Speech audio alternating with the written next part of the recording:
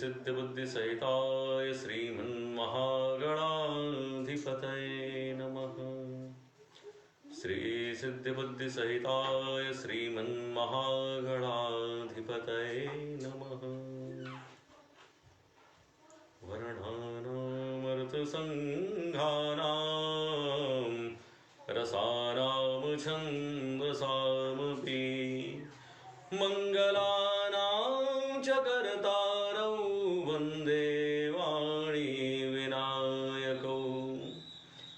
भवानी शङ्करौ वन्दे श्रद्धा विश्वासरूपिणौ।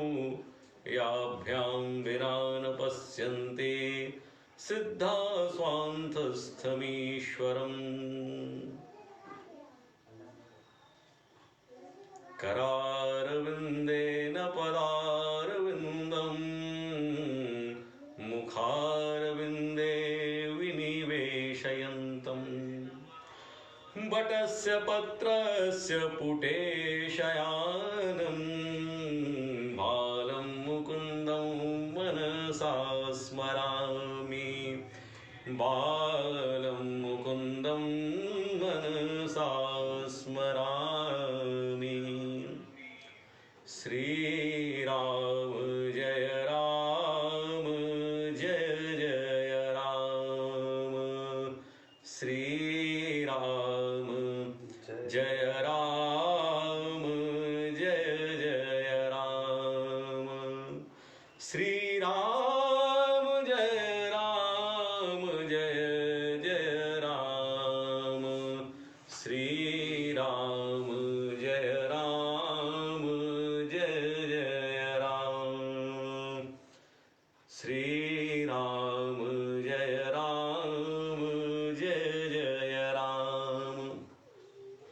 बड़े श्रद्धा और भक्ति के साथ बोलिए वीर बजरंग बली की जय।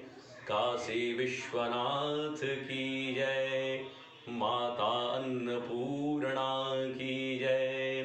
भगवान आदिकेशव की जय।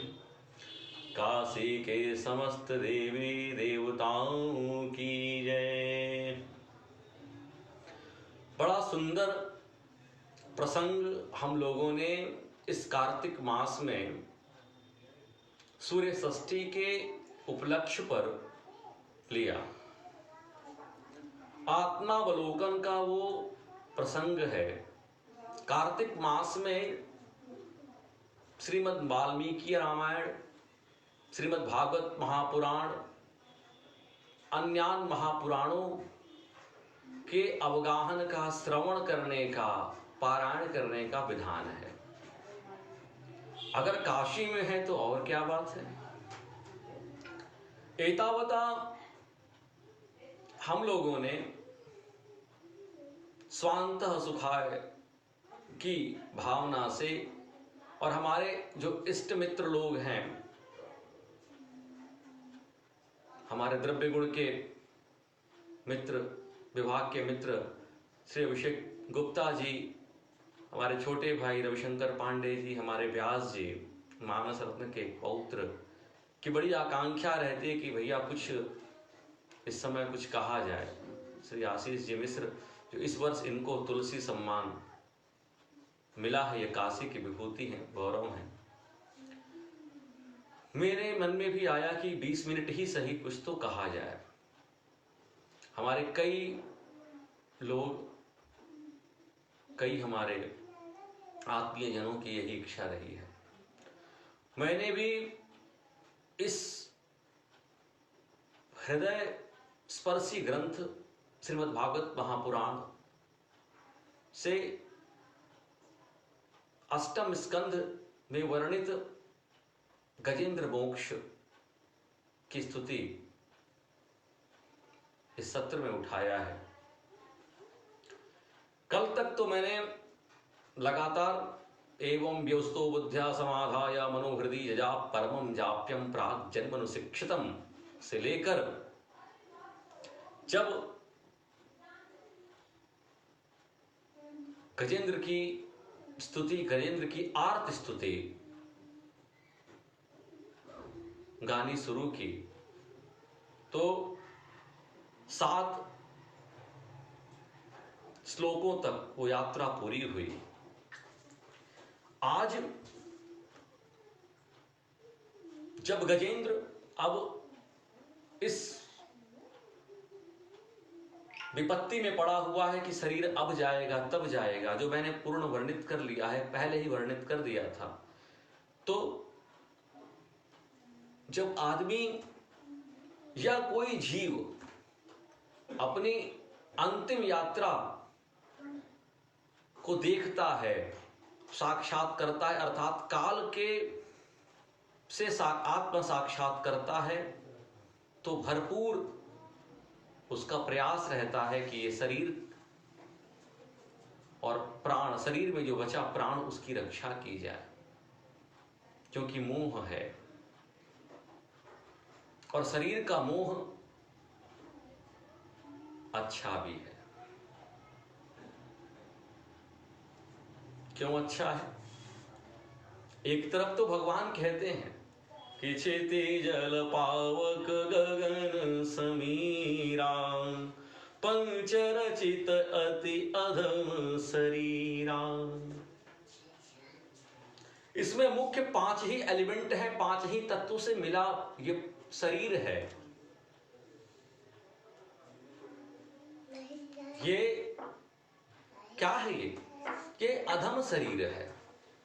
छित जल पावक गगन समीरा, उनसे सम्मिलित रूप से ये मिला शरीर है। और वो पूर्णतः जब अपनी आयु चाहे कितने वर्ष की हो, चाहे कितने क्षण की हो, जब पूरी कर लेता है तो वो उन्हीं में मिल जाता है। इसलिए इस पर बहुत ज्यादा शोक नहीं करना चाहिए। लेकिन यही भगवान जब इसकी उपादेयता के बारे में, मैं तुलसी दल जरूर डालना चाहूंगा। कार्तिक मास में तुलसी का बड़ा महत्व है, इसलिए रामचरितमानस के प्रसंग, रामचरितमानस के कुछ 2 चौपाइयों का भी गायन इस भागवत महापुराण के अद्भुत प्रसंग में रखना बड़ी समीचीन मुझे लगता है। भगवान पुरजनोपदेश में ये कह रहे हैं अपने पूर्ववासियों को, जब भगवान का राज्याभिषेक हो गया तो बड़ा सुंदर उपदेश दिया। क्या उपदेश दिया? कि बड़े भाग मानुष तनु पावा, सुर दुर्लभ सद ग्रंथ निगावा, साधन धाम मोक्ष कर द्वारा, अरे जाहि न जेहि परलोक संवारा। प्रश्न उठ सकता है कि ये विवेक पूर्ण प्राणी का ये मनुष्य शरीर है और इसके लिए भगवान उपदेश दे रहे हैं, और यहां गजेंद्र की बात आ रही है। वो शरीर हाथी का है। मैंने कल भी वर्णित किया था, एवं व्यवसितो बुद्ध्या समाधाय मनो हृदि जजा परमं जाप्यम प्राग जन्मनु शिक्षितम। याद आ गई उस शरीर, दिव्य शरीर की, जिस शरीर के बारे में भगवान ने त्रेता युग में पुरजनोपदेश में ये कहा, बड़े भाग मानुष तनु पावा।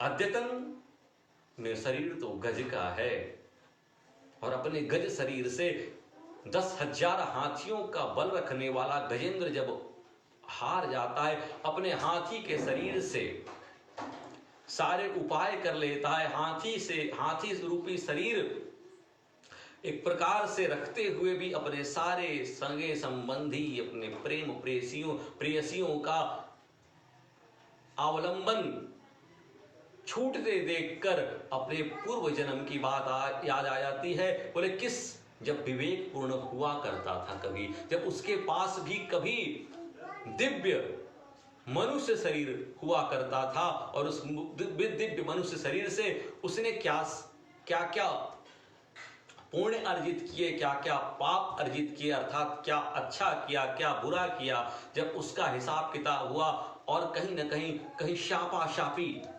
सुखदेव भगवान इसका वर्णन करते हैं आगे, वो पूर्व जन्म में कैसा प्रतापी राजा, याद आ गई। और शरीर का जो मोह मैं वर्णित कर रहा हूं वो शरीर के मोह के कारण परम सत्ता जिसके हम आस्पद हैं, जिसके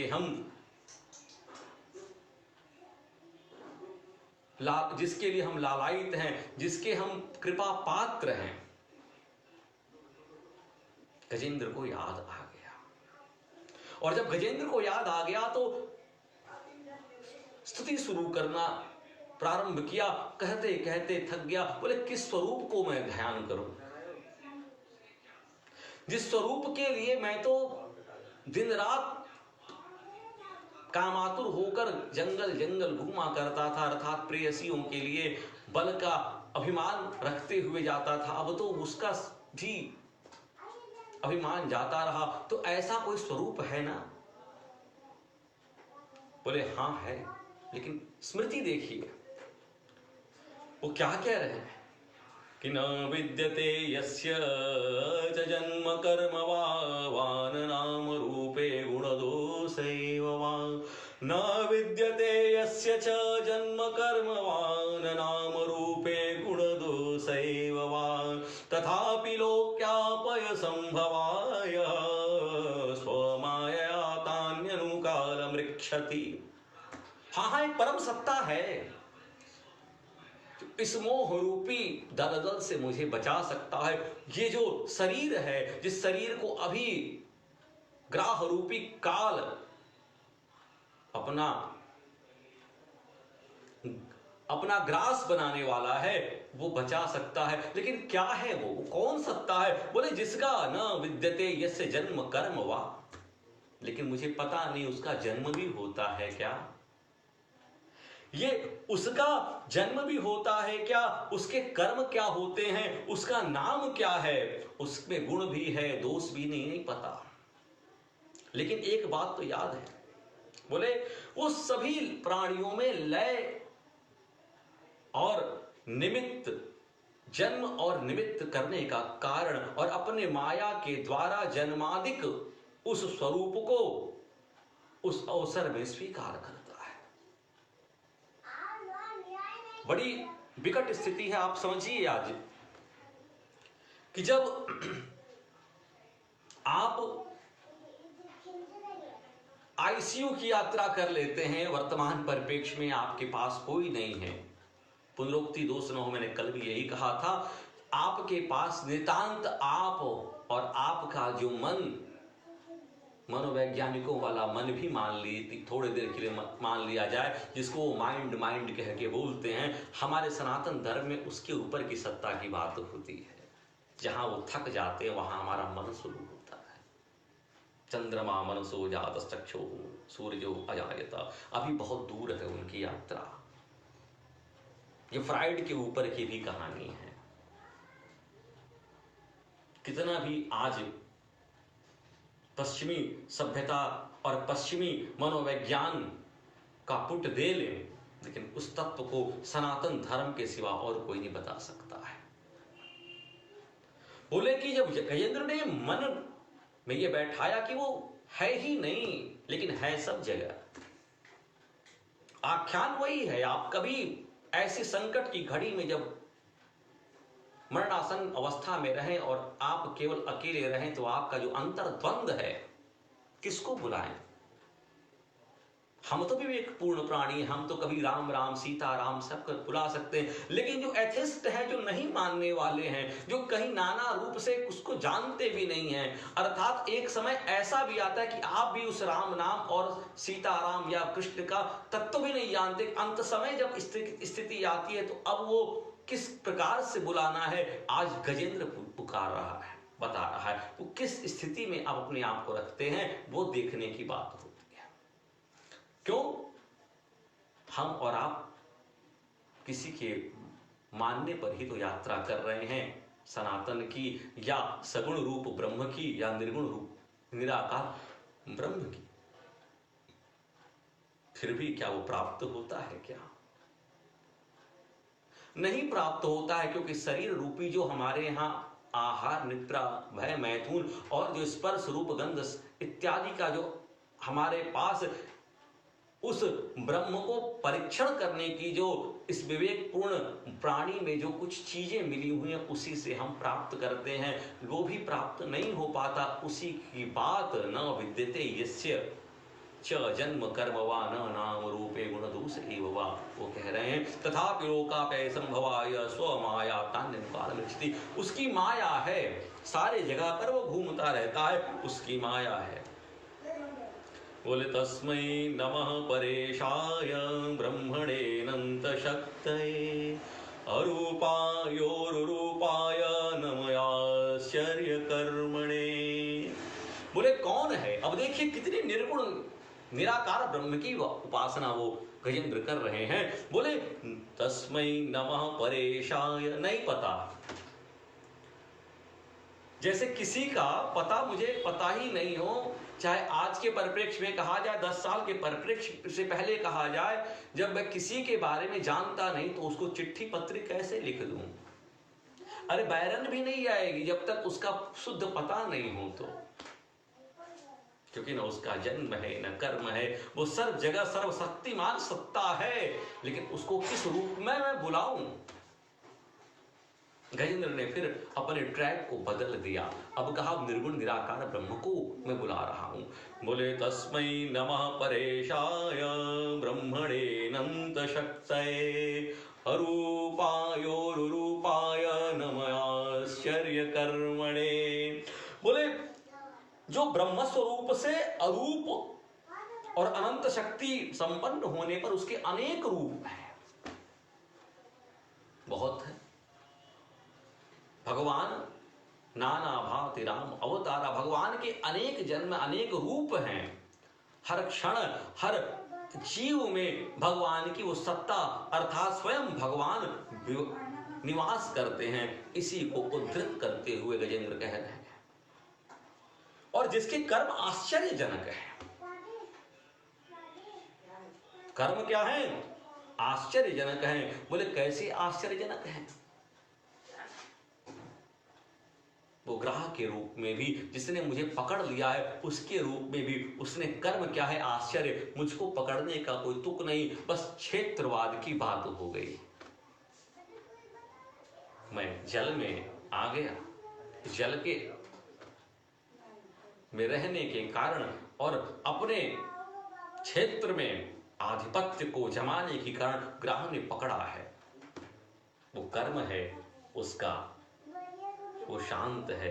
अशांत करने का प्रयास तो मुझ जड़ बुद्धि ने किया था, इसलिए कर्म आश्चर्य कर्म। भगवान भी उस शरीर में है, उस ग्राह के शरीर में है। और एतावता मैं कह रहा हूं कि जो परम ब्रह्म है वो भी उसके कर्म आश्चर्य कर्म है। और तब क्या करूं? बोले उस परमात्मा को मैं नमस्कार करता हूं। वाह। नमः आत्मप्रदीपाय साक्षिणे परमात्मने नमो गिरां विदुराय मनसश्चेतसामपि।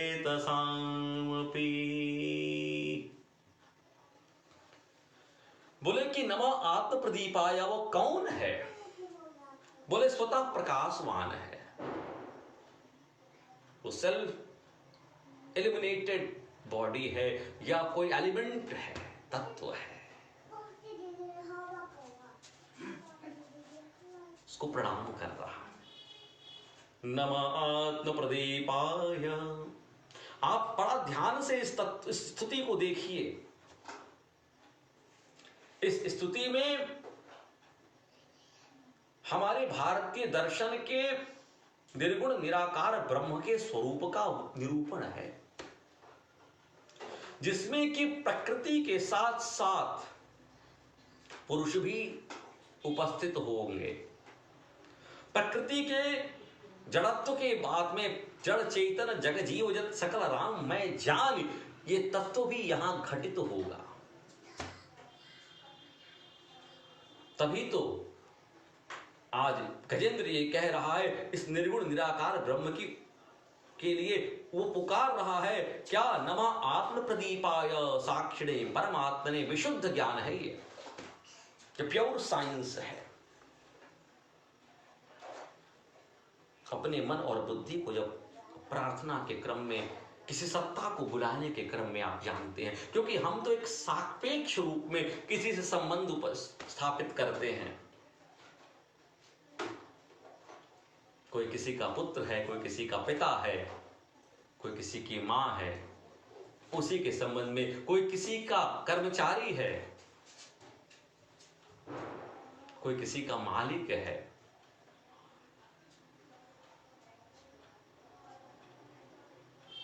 कोई अधिवक्ता है तो कोई उससे लाभ लेने वाला, तो उसका लाभार्थी है, जिसके कारण अधिवक्ता की सत्ता स्थित है। अनेकानेक रूप उदाहरण आपके सम्मुख है इस दृश्य रूप प्रपंच संसार में। लेकिन फिर भी आप नितांत जब अकेले हैं और अपने स्व को जब खोजना चाहते हैं और अपने उस दारुण स्थिति में अपने आप को जब ले जाकर उस तत्व को खोजना चाहते हैं, तब वो लगेगा कि नमः आत्म प्रदीपाय सब में है। वो स्वयं इल्यूमिनेटेड सत्ता है, वो स्वयं प्रकाशित है, वो सापेक्ष नहीं है, वो एब्सोल्यूट है, निरपेक्ष सत्ता है, इसलिए वो प्रकाशित होता है। आप खोज सकते हैं, आप जान सकते हैं, आप पहचान सकते हैं, आप वैज्ञानिक बुद्धि से जान सकते हैं कि हीलियम के संयोजन से भगवान सूर्य, जो हम भगवान कह रहे हैं, सूर्य जिसकी सूर्य सृष्टि हम बना रहे हैं, वो एक प्रकार से हीलियम के घटकों से न्यूक्लियर फ्यूजन की क्रिया है, बाकी कुछ नहीं है। गोला है, पिंड है, वो हीलियम के द्वारा प्रकाशित है। बोले वो नहीं है। नमः आत्म प्रदीपाय, हीलियम किससे प्रकाशित हो रहा है? वहां पदार्थ विज्ञानी रुक जाते, नहीं वो तो अपने आप घटित हो जाती है, उसके गुण तत्व नहीं। उस प्रकार के विज्ञान को आप कुछ क्षण के लिए रख सकते हैं, लेकिन ये जो विज्ञान है, जिस विज्ञान की सनातन परंपरा में, आर्ष परंपरा में सतता खोज होती रही है और जिसका मूल आत्मदीपो भव, जिसको कहा गया, जिसको ये कह के बुद्ध इस शताब्दी के युग पुरुष हो गए। एक श्लोक में गजेंद्र ने कह दिया, नमः आत्म प्रदीपाय साक्षिणे परमात्मने। किसको मैं प्रणाम कर रहा हूं? बोले स्वयं प्रकाशित जो व्यक्ति है, इस तत्व को जानने वाले सगुण रूप के लोग भी हैं। सब कर परम प्रकाशक जोई, राम अनादि अवधपति होई। घटिया है। लेकिन राम तत्व को नहीं जानता वो गजेंद्र, राम सत्ता को जानता ही नहीं है। एक तो मीडियम शरीर का अलग है, प्रार्थना करने की क्षमता नहीं है, वो विवेकपूर्ण प्राणी नहीं रहा। ऐसे हो समझिए जैसे आपके ऊपर बहुत प्रेशर हो, किसी भी कार्य का बहुत प्रेशर हो, अपने जीवन को चलाने का ही प्रेशर हो, जो आज के युग में घटित हो रहा है। आहार, निद्रा, भय, मैथुन, जो आवश्यकताओं को पूरा करने की जो जद्दोजहद हो, जो करने का जो झंझावात हो, उसमें आप आद्योपांत लगे हुए हैं, लेकिन क्षण भी अपने आप का आत्मनिरीक्षण करने की क्षमता और समय ही नहीं है। जड़त्व प्राप्त हो गया। You get intact your basic instinct, यही कहा जाए ना आंग्ल भाषा में। लेकिन जब वो क्षण आता है, अद्भुत क्षण है, जब आत्म साक्षात्कार होता है तो अद्भुत क्षण है। नमः आत्म प्रदीपाय बोला गया। नमयात्म प्रदीपाय साक्षिणे परमात्मने नमो गिरां विदुराय मनसश्चेतसामपि। ये गजेंद्र है। क्या बात है, क्या अपने पूर्व जन्म में कितना उसने एक्सरसाइज किया होगा, इस तत्व को खोजते खोजते पथभ्रष्ट हो गया होगा, शाप मिला है, योग भ्रष्ट हो गया, शरीर दूसरा मिल गया है, लेकिन वह स्मृति साक्षी है, वो सत्ता साक्षी है। वाणी मन अगोचर वृत्तियों से भी परे है, और ऐसे परमात्मा को इस गज का प्रणाम स्वीकार हो। बोले और वो लोग भी करते हैं क्या? बहुत सुंदर उसने एक तत्व खोजा। बोले हाँ और लोग हैं। बोले सत्वेन प्रतिलभ्याय नैष्कर्मेण विपश्चिता नमः कैवल्यनाथाय निर्वाण सुख संविदे। उस तत्व को खोजते खोजते और क्या हुए? संन्यास्त हो गए। संन्यास के द्वारा शुद्ध चित्त हुए विद्वान को प्राप्त होने वाले मोक्ष के स्वामी और मोक्ष के आनंदारूप भवरूप को नमस्कार है। जब आप सब कुछ छोड़ देंगे, रिनंसिएशन कर देंगे, रिनंसिएशन वर्ड भी आई ऑब्जेक्ट फॉर दैट। हम लोगों ने बहुत घाल मेल कर दी। जो आज मैं आंग्ल भाषा का प्रयोग कर रहा हूं, ये केवल और केवल अपने युवाओं को संतुष्ट करने के लिए कर रहा हूं, नहीं तो हम लोग भाषा से बहुत दूर हो गए।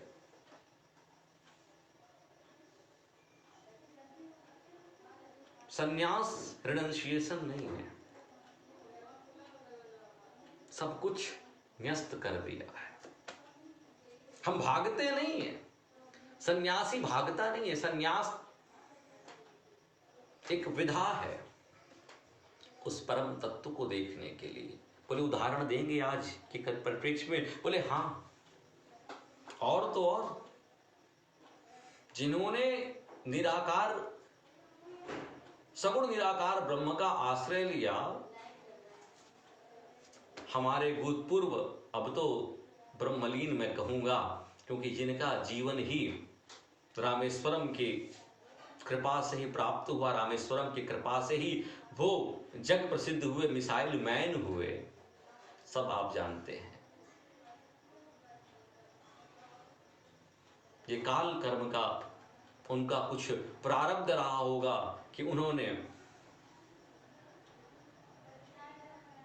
किसी दूसरे संप्रदाय का आश्रय लिया, लेकिन मन बुद्धि चित्त से वो तो सनातनी परंपरा के संवाहक रहे हैं हमारे एपीजे साहब। सन्यासी उसी को कहा जाएगा।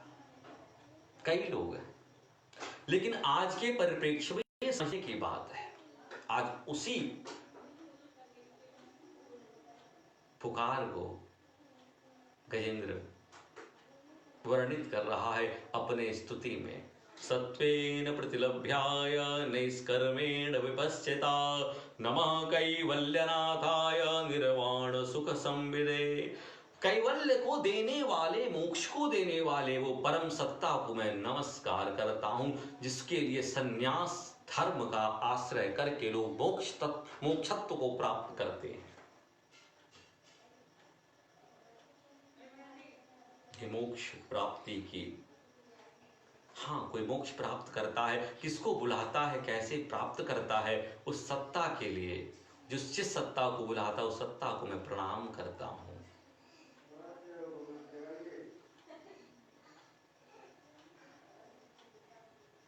अब आत्मलीन गजेंद्र बुला रहा है। आइए, मैंने 20 मिनट ही आप लोग का समय लिया है। 2 बार भगवान नाम, तत्पश्चात कल मैं प्रयास करूंगा 6:15 तक ही मैं कथा शुरू कर दूं, क्योंकि 7:30 बजे मुझे ज्ञानवापी में कथा कहनी है, भगवान विश्वनाथ को सुनाना है राम कथा। श्री राम जय राम